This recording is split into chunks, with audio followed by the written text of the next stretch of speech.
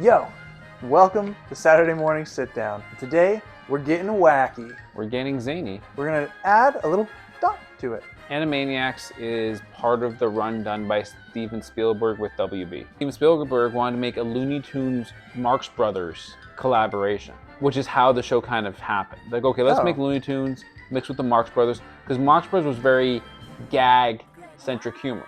Yeah. So that's why it's more gag-centric than Looney Tunes was. Later in the season, we'll talk about Tiny Toons, which is also part of this run. I actually remember getting Animaniacs Pogs before they were released because my uncle worked at the place that was printing them out.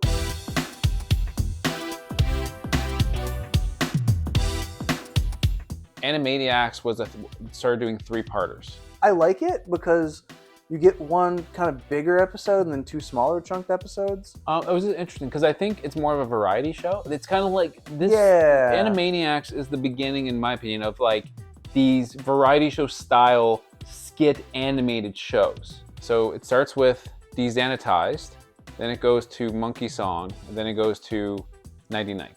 I gotta say, I did not expect the pacing to be so on point for Animaniacs. Like, I loved Animaniacs as a kid, but I haven't watched it in a very long time. Immediately start off with revisionist history of WB. They made such a zany character, they lock him in a tower, which is the WB tower, because they were too insane. Yep. They were too loony for Looney Tunes, and that was the whole idea. You kind of get a psychologist there, like a psychologist for the stars. Dr. Otto Scratch and Sniff is his name. Well, this also brings up the point. So yeah, his name is Dr. Scratch and Sniff. Ralph, the security guard. Ralph was great. Way too close to Ralphus from WCW days. He is talking to a therapist because of his first introduction to the Animaniacs, Yakko, Wacko, and Dot. Out of the 3 Animaniacs, which one are you? If anyone, probably Dot or Yakko. Yeah, I was leaning towards Yakko for you.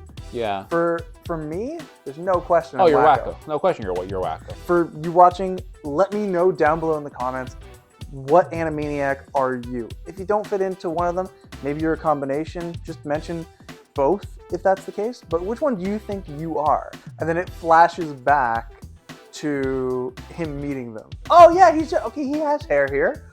Okay, but the question is, how does he lose that hair? Yes, well, you gotta have feeling about it. Oh, you definitely know it's because of them. Of course. But it's like, how? Do they pull it out? Does he pull it out? That's true. At what points does he break? Can we mention the fact that, okay, Yakko has pants, Dot has a dress, Wacko, skirt, sorry. And Wacko has a shirt. No pants. He's not ducking it, yeah. Because the tail's like a monkey. I'm like, is it a monkey? They're like, no. Is it a dog? Looks like a dog. No, it's not a dog. It's just some animal. I had no idea. I assumed they were some kind of dog-cat mix thing. Yeah. So so I looked into it. It's literally just they're an imaginary animal. Whatever you think they are, that's what they are. Some of the humor there, I guarantee it would not get made today. Oh, no chance. For instance, the nurse stuff? Yeah. No chance. Hello, nurse. No chance. Like, that is not getting made today. No. Eventually, we'll probably talk about them redoing the show, and we'll see how the changes are in comparison to this show. That's true. Because they remade it recently. Gonna probably 100%, maybe 50% of the time do that. There's a 28% chance for that. They really put people into insane asylum. They have a therapist there. Also, I love how Dot fantasizes about Otto. And she's disgusted. She's like, no. Which is kind of funny because Otto is the only male character in the episode other than her brothers. Yeah. So she's like, no, I can't deal with that. She's like, I guess this is what I get. So you guys get the nurse and I get this guy? That's not fair, but it already kind of pokes fun at that. It's not fair. Yeah, it's like double standard. Double standard, which is really funny. The second part was actually interesting because there's a whole musical number, and that musical number introduces almost all the characters. It's sort of what Recess did with introducing everyone, but in reverse almost. Also, that song I love. I don't know what to say, the monkeys won't do. Don't know what to say, the monkeys won't do. Because it's kind of like that old 70s variety shows.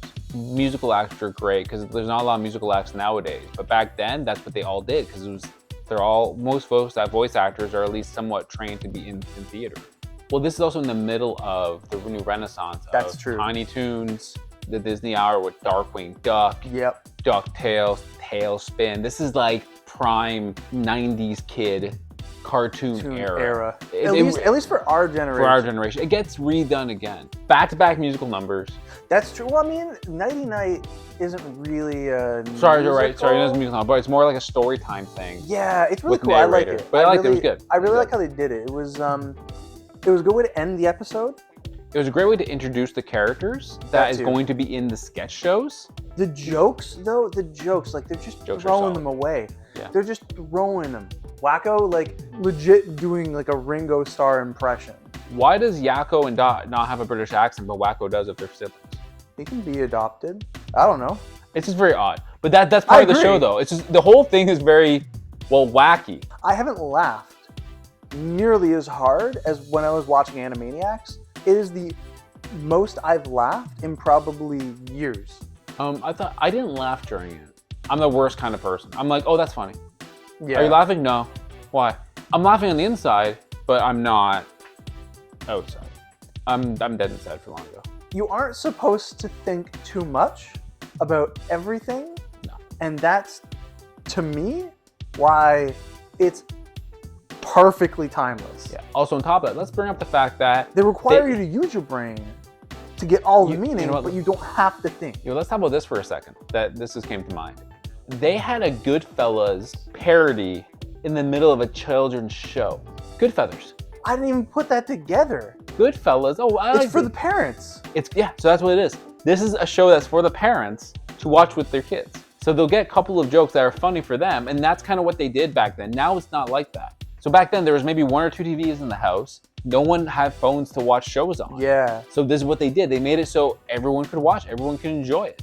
Yeah, shows just are not made that way anymore. No, because now they're more specialized made for that audience. Which I think you lose something with. Yeah, so with Animaniacs, in my personal opinion, Animaniacs was timeless. I enjoyed it today as much, if not more, than I enjoyed it when I was a kid. I think I enjoyed it even more than when I was a kid, and I didn't know that was going to be possible.